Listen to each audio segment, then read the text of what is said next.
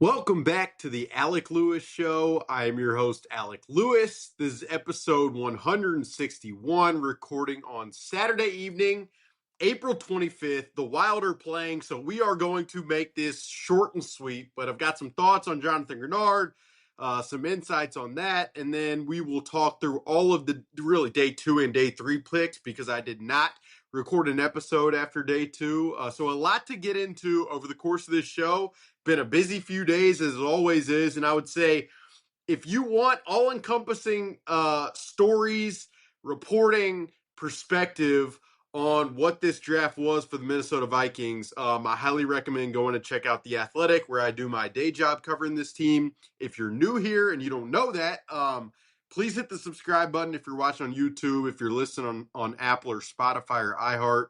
Really appreciate that as well. But yeah, it's been a sprint of again, reporting and insight gathering over the course of the last few days, and it's not slowing down. So I'd say look later this week. We'll have some even more stuff.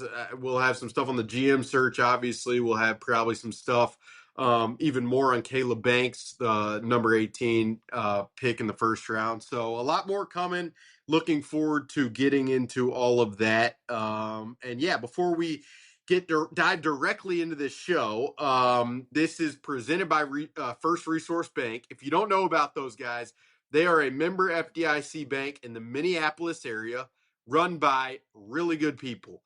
Tim Siegley, Aaron Siegley, and Charlie Anderson. Those guys run that bank, which really cares about the community, and they are really locked in to this team that you guys obviously really care about. So can't thank them enough for their support. Great online banking platform, which I have used since I got here to Minnesota. I'm thankful for that. And their information is in the description below. The show is also sponsored by Pro MN Athletics, a group of guys, Kurt, Graham, and Tanner.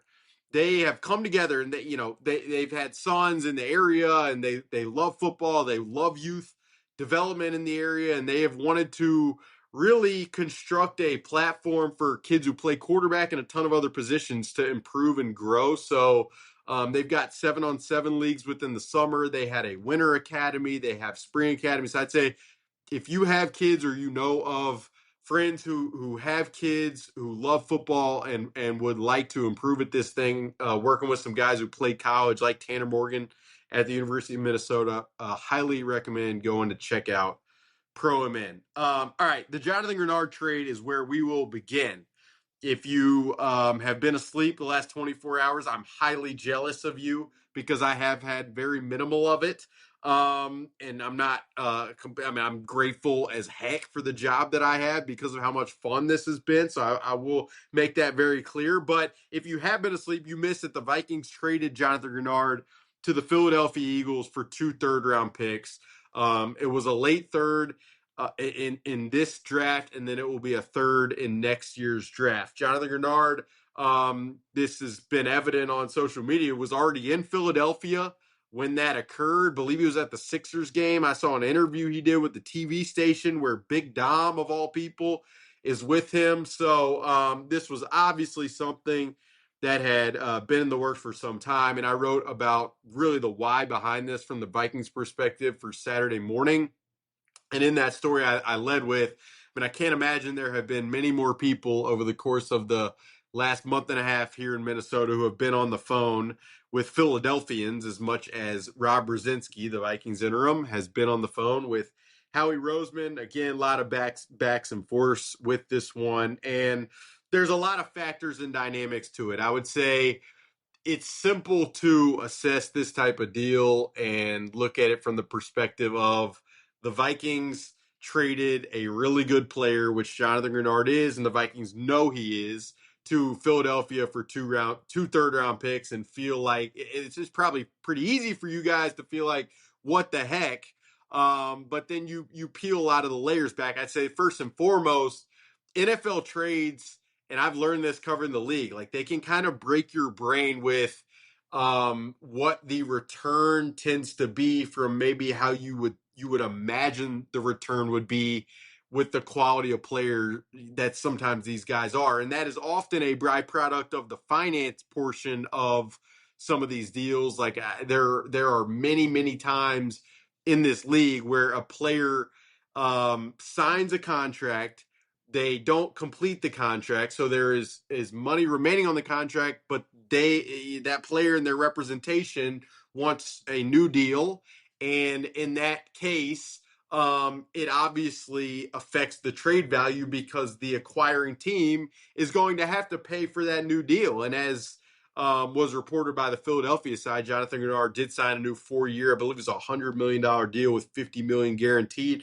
Another component of the challenge with this specific deal is that Jonathan Greenard had 2 years remaining on his current deal. So to rip that up and rework an entirely new one with certain components of guarantees and all of the signing bonuses and all the aspects of play just added another layer of complication to all of it. I mean, I wrote this again at The Athletic in full, but it was really, two different things at play.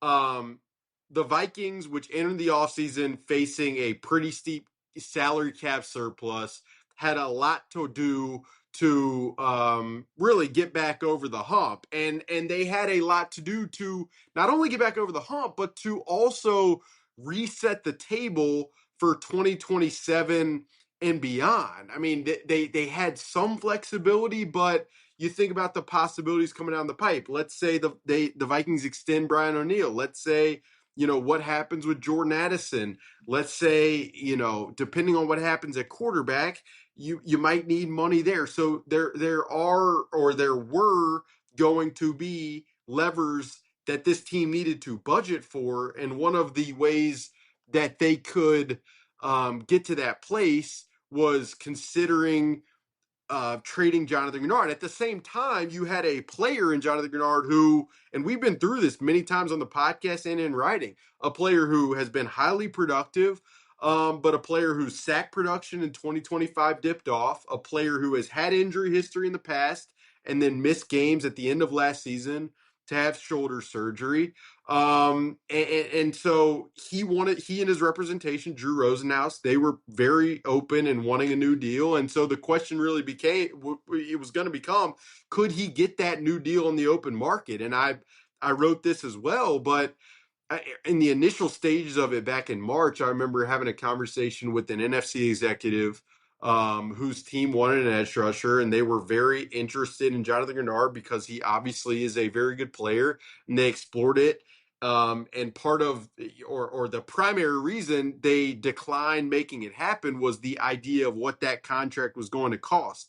Obviously, Philadelphia wants Jalen Phillips, their edge rusher, signed with the Carolina Panthers, and once Max Crosby and the deal with Baltimore did not happen, so he stays in Vegas. So then Trey Hendrickson, one of the other premier edge rushers, signs with Baltimore.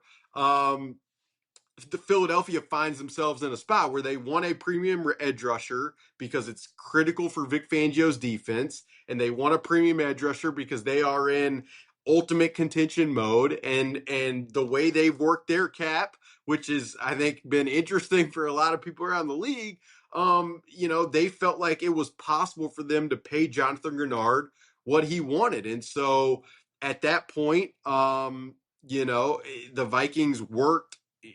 That's where Rob Brzezinski and Howie Roseman had multiple conversations. And I think, I've seen a couple comps that have been brought up in terms of the trade compensation. And it was Dexter Lawrence who generated a first-round pick. And I would say, Dexter Lawrence is a top 5 player at his position and a guy who you just cannot ever come across. That's not to say Jonathan Greenard is not a phenomenal player, but I'd say you talk to most people in the league, he's around probably the 15th best edge rusher. And there are the questions of the durability and that sort of thing.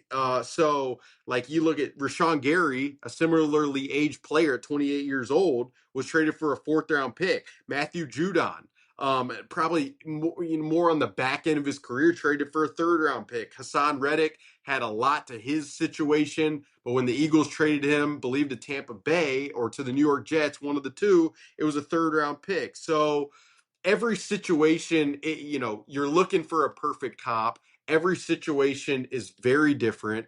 But in this case, the Vikings landed with two third round picks. One obviously at the back end of this season, and Philadelphia probably expects to be really good. So that could potentially be at the back end of next season. And that compensation return, I mean, Rob Brzezinski said this on Friday night. He's like, look, I know that's going to be um, our fans are going to have a lot of opinions on it. It is what it is, but that was the decision they felt was necessary. And part of it was this decision that they felt was correct for this organization in the short and long term. And part of the reasoning that you feel pretty okay with it, or at least you feel more okay about it, if you are the team and if you're one of you guys who is an avid fan and feels okay about this, is that Dallas Turner throughout the back half of the 2025 season really started to come on. He was playing in the position that Jonathan Greenard played in Brian Flores' defense, which is more of just the rusher position. So I'd say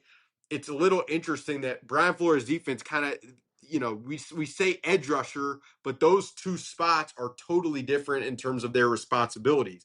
The Jonathan Greenard role is very much a set the edge and get after the passer type of role. The Andrew Van Ginkel role is very much the drop into coverage, cover the flat type, be kind of the Swiss Army knife type of position. And so when you have a guy like Dallas Turner with the attributes that he obviously was drafted in the first round pick because of the attributes that he has, and when you have a guy who seems to have an arrow up entering his third season at his age, it allows you to be more willing to pull this type of letter.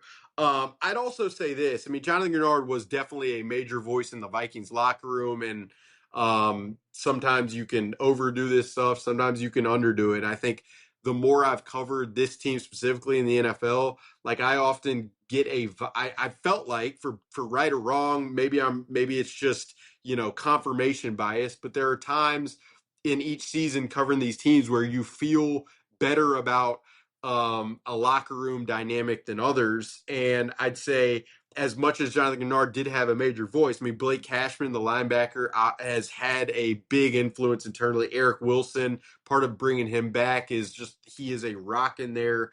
Harrison Smith has been a big one, and obviously his future remains up in the air. And then Andrew Van Ginkel is quiet, but he has a standard to him and how he goes about it. I would also say, and this probably helps us segue to the draft picks that you guys are excited to hear me talk about, but a lot of the players they drafted, these 9 players, are high character guys, experienced players. I mean, they were all 9 players. I thought this was fascinating. Were seniors, like all the players the Vikings took. Some of them were 5th-year seniors, maybe even the majority of them. And I asked Mike Charlatan, the director of college scouting, like how much of that was a direct strategy. I don't think it was absolutely planned, but there's no question that finding guys who will be connectors internally and who will be tone setters internally was something that they valued with this specific draft. And so I think the combination of having some of the guys they still have, and then bring in some of the energy of the youth that they're bringing in will allow this team to continue to probably move forward into 2026 and beyond. And then there's no question, without a shadow of a doubt, that so much of what happens in 2026 and moving forward is going to be about the development. Like I'm about to spend whatever it is, 10 minutes going through 9 picks that were just taken in this draft. But I say this all the time, and I think it's important to reiterate all the time. Like the draft process is one percentage evaluation, and then one other major percentage what happens when those guys walk in the door. Are they maximized? Are they well taught? Do the coaches meet them in terms of their learning styles? Like that is for these coaches to operate at a premium level, like that should be the standard. And this Vikings team, I'd say at certain times and certain spots, they've been a little reticent to play young guys. And the more this roster turns over, they're probably going to have to lean more into playing those guys, which puts a further emphasis on the development and the tone with which guys are developed, and the willingness to see some losses on the field to then get to the ultimate potential for some of these guys. So just thought that was important to say from the outset. All right. At 49, we're going to run through all of them. I got thoughts on all these players, and then I'll put a bow on it. But at 49, the Vikings took Jay Golday from Cincinnati. So this guy, I watched a little bit of the film last couple weeks, thinking that maybe they could take an off-ball linebacker, knowing the Blake Cashman future, knowing that Ivan Pace isn't under contract for a while, knowing that Kobe King didn't work out last year. And so Jay Golday be really interesting. Like, he's really tall, 6'5", 240 pounds, and he's huge and he's athletic. I mean, that was like, and he plays violently, and you could see it on the tape. And I would say, watching that Cincinnati defense, he was in a weird spot oftentimes. Like, it was almost like he was playing a nickel type position. That's just the best way I know how to describe it for you guys listening to picture it in your head. But he's like extended beyond the tackle, not as an edge rusher, kind of just occupying space. And part of it I can understand because of how athletic he is. I'm sure, and I'll be able to dive into this when I reach out to Cincinnati coaches. I'm sure they wanted him to, the college hashes are wider.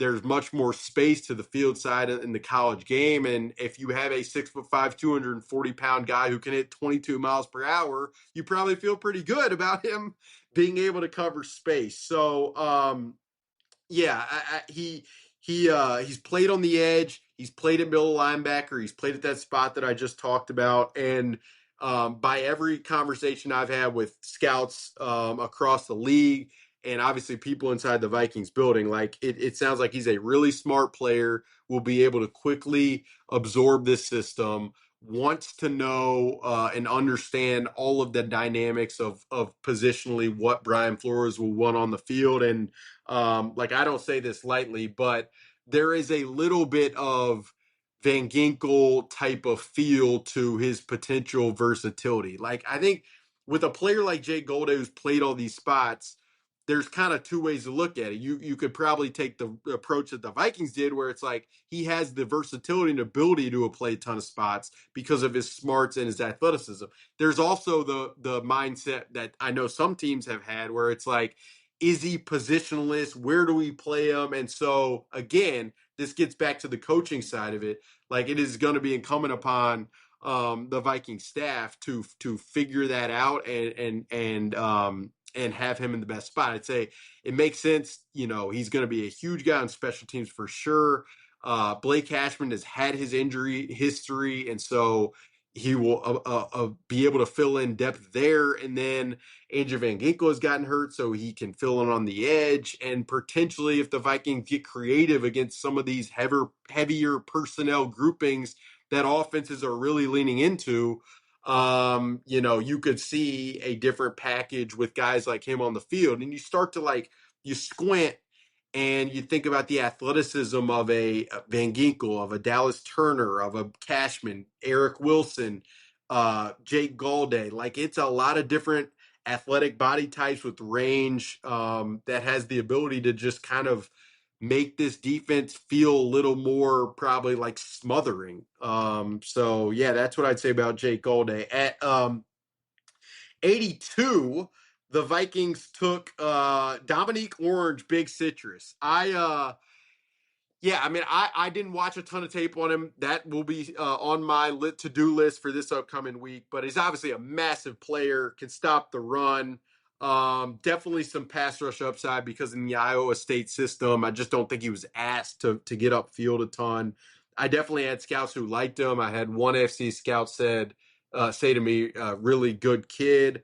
And with this one, you're really kind of, again, betting on Ryan Nielsen, defensive line coach, a guy who has been around for a long time and developed some really good players to position Dominique Orange in the right spot, but more of a nose tackle type. I mean, I think, Caleb Banks is the first round pick from Florida, is such a big body with such long arms that you initially think like, okay, this guy's has to be the nose tackle. But the way it sounds like they view him is more of like the defensive end type of position, the 4-5 technique where he's more of an attacking spot, kind of like Jalen Redmond has been on the other side in some of the Vikings 5 down fronts. All right, 97, Caleb Tiernan, the tackle from Northwestern, swing tackle type, arm length has been a conversation, will continue to be.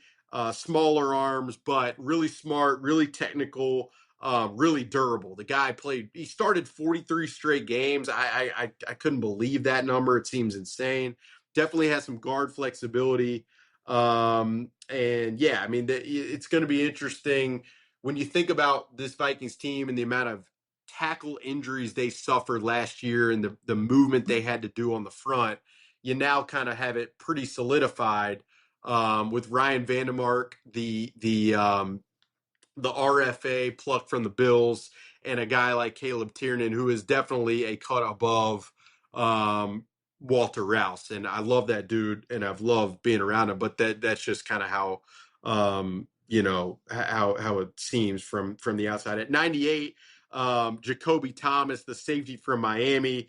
This guy, the interview that he did with the media was unbelievable. I was blown away by the emotion, by the intelligence, by how much it meant to him, seemingly in that session. But really good blitzer, has ball skills. Pretty wild story where he didn't play a ton of snaps at Tennessee, and then Miami plucked him, and Corey Heatherman, the former Gophers DC, just plugs and plays with them and transforms that defense. I had one scout say to me that they had a second round grade on Jacoby Thomas, a non-Viking scout, say to me that he did. And so, yeah, I mean, how he, I think, acclimates to Brian Flores' system is going to be really interesting.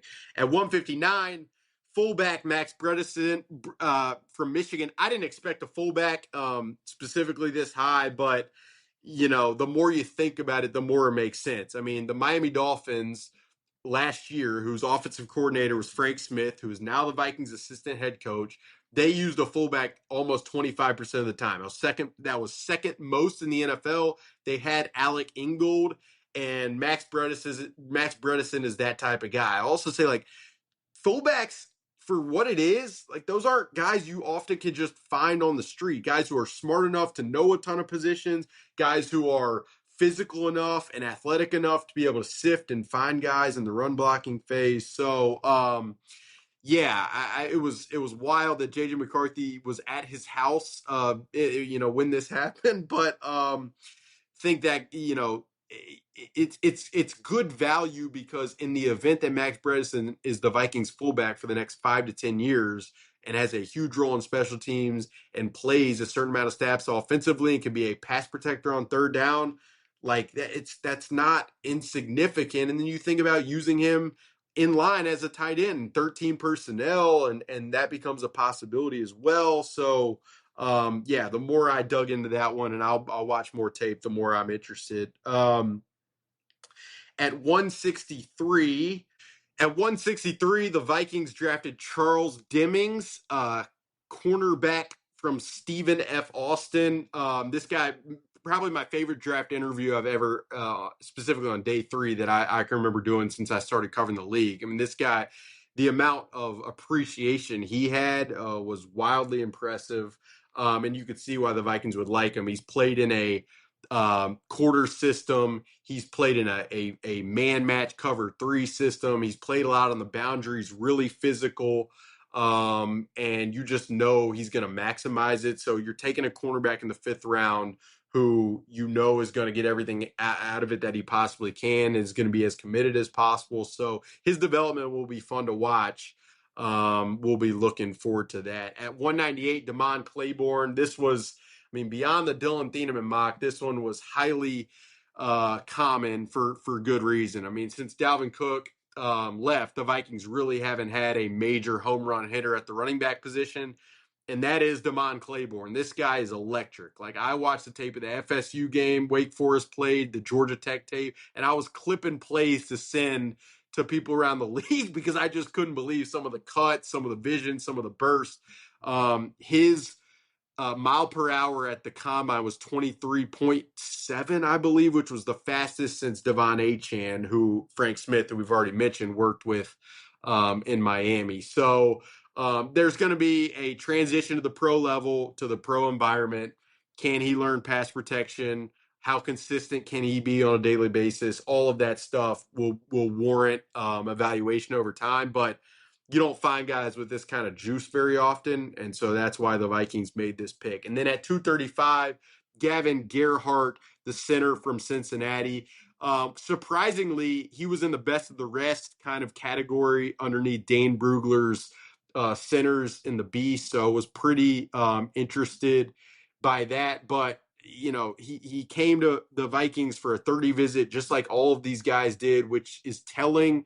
I think from the Vikings want in this cycle to have a real personal feel with an understanding of the guys they were going to take. Gavin Gerhardt was put through an install with offensive line coach Keith Carter, and then had a walkthrough on the field to see how well he would apply the knowledge. And so it's very apparent, I think, from Gavin Gerhardt and the other centers I know they were targeting, that the mind, the intelligence, the pre-snap work was huge for those guys. And so, I mean, I expect him to come in and really push and compete at the center spot. Like, Blake Brandel is going to focus to that position. Michael Juergens has done some good things, but that should be a pretty competitive spot and position into the summer and training camp. So all in all, I mean, here's kind of my feeling about the draft. Like, it felt to me like the Vikings were very committed to finding tone setters, finding experience, finding guys who could contribute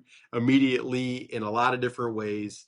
And then their board obviously differed from some of the public boards. And I think, like, when you hear a team say they want to take the best available player, that doesn't necessarily mean they're going to take the highest guy on the consensus big board. And you open yourself up, if you're a team, to criticism if that's the way you're going to operate.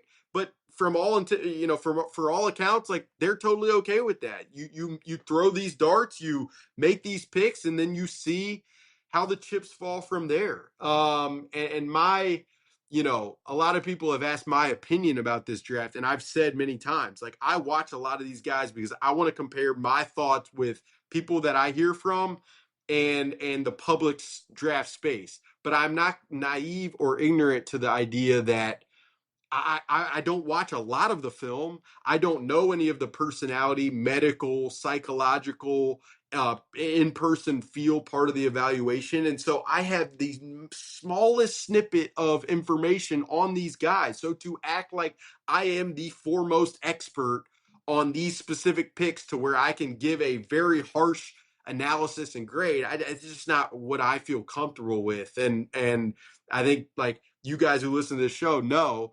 I'm trying to be as factual, as insightful, as information based as I possibly can. That also, has a little fun with it as well, because this is fun. It is football. You remind yourself that through, how silly it is at times through days like these. But I think it's important for me to say that for those who are looking for me to either rip the 9 picks or praise them wildly. Like, I just that's how I view that. But that'll do it for episode 161 of the Alec Lewis Show. Thank you guys for listening. We're presented by First Resource Bank. We're sponsored by ProMN. More stories coming at theathletic.com, so please pay attention to that. And you can follow us on social media at Alec_Lewis, at Alec Lewis Show. Talk to you guys very, very soon.